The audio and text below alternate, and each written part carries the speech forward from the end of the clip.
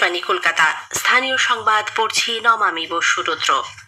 Voter তালিকার বিশেষ নিবিড় সংশোধন প্রক্রিয়ার দ্বিতীয় পর্বে রাজ্যে প্রায় 1,36,00,000 ভোটারকে প্রাথমিকভাবে শুনানিতে ডাকা হতে পারে বলে নির্বাচন কমিশন জানিয়েছে।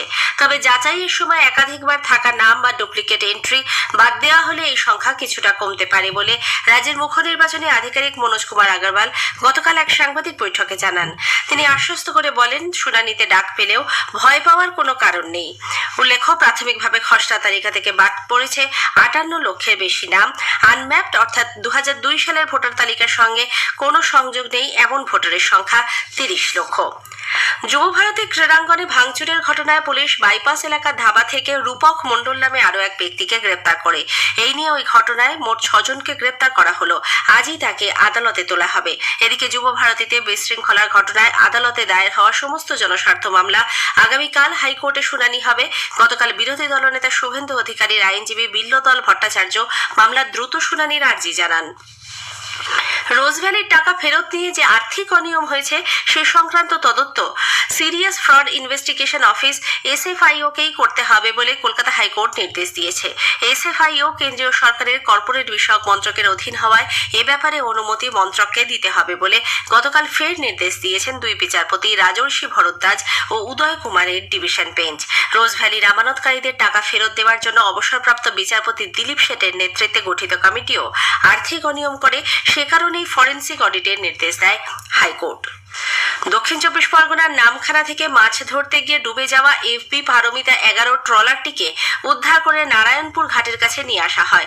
সেখান থেকে উদ্ধার হয়েছে 2 মৎস্যজীবী সঞ্জীব দাস ও রাজন দাসের মৃতদেহ। এখনো 3 মৎস্যজীবী নিখোঁজ রয়েছেন। তাদের সন্ধানে মৎস্যজীবী সংগঠনের ট্রলার ও উপকূল বাহিনী যৌথ তল্লাশি চালাচ্ছে। উদ্ধার হওয়া দেহগুলির আজ ময়না তদন্ত হবে।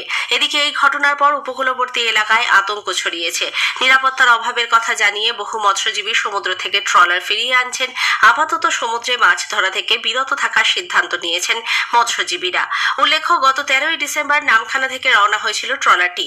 15 তারিখ ভোরে সেটিতে বাংলাদেশের নৌবাহিনীর একটি জাহাজ ধাক্কা মারায় ট্রলারটি ডুবে যায় বলে অভিযোগ। ঘটনায় 11 জনকে উদ্ধার করা হলেও 5 মৎস্যজীবী নিখোঁজ ছিলেন। তাদের মধ্যে 2 জনের দেহ উদ্ধার হলো। কলকাতা সহ সারা রাজ্যের ব্যবসায়ীদের উপস্থিতিতে আজ নেতাজি ইন্ডোর স্টেডিয়ামে আয়োজিত ব্যবসায়ী সম্মেলনে মুখ্যমন্ত্রী মমতা ব্যানার্জি যোগ দেবেন। Confederation of West Bengal trade association আয়োজিত এই সম্মেলনে 10,000-এর বেশি ব্যবসায়ী উপস্থিত থাকতে পারেন বলে জানা যাচ্ছে। রাজ্যে ব্যবসা ও বাণিজ্য ক্ষেত্রে উন্নয়ন এবং অগ্রগতির পর্যালোচনার জন্যই এই সম্মেলনের আয়োজন করা হয়েছে। অনুষ্ঠানে প্রদর্শিত হবে পশ্চিমবঙ্গের 32টি GI সম্মানপ্রাপ্ত পণ্য। রাজ্য সরকার রামকৃষ্ণ পরমহংসদেব ও সারদা মায়ের স্মৃতি বিজড়িত হুগলির জয়রামবাটি কামারপুকুরের পরিকাঠামো উন্নয়নে সংশ্লিষ্ট পর্ষদকে আরও সক্রিয় হওয়ার নির্দেশ দিয়েছে।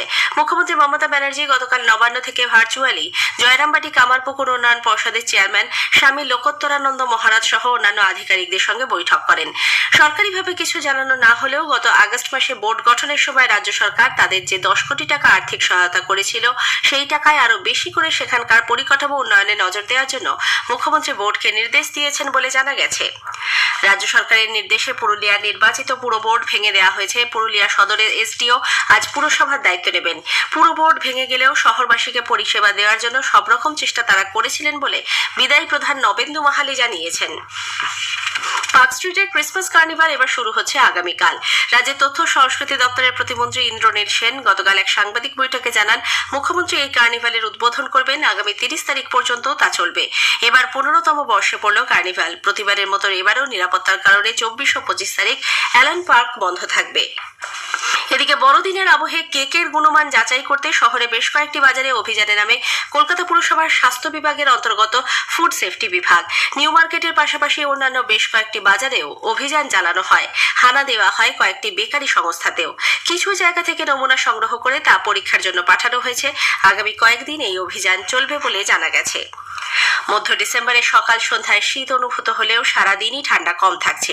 আজই আলিপুরে সর্বনিম্ন তাপমাত্রা ফের স্বাভাবিকের ওপরে। কলকাতায় ন্যূনতম তাপমাত্রা রেকর্ড করা হয়েছে 15.8 ডিগ্রি সেলসিয়াস, স্বাভাবিকের থেকে প্রায় 1 ডিগ্রি বেশি।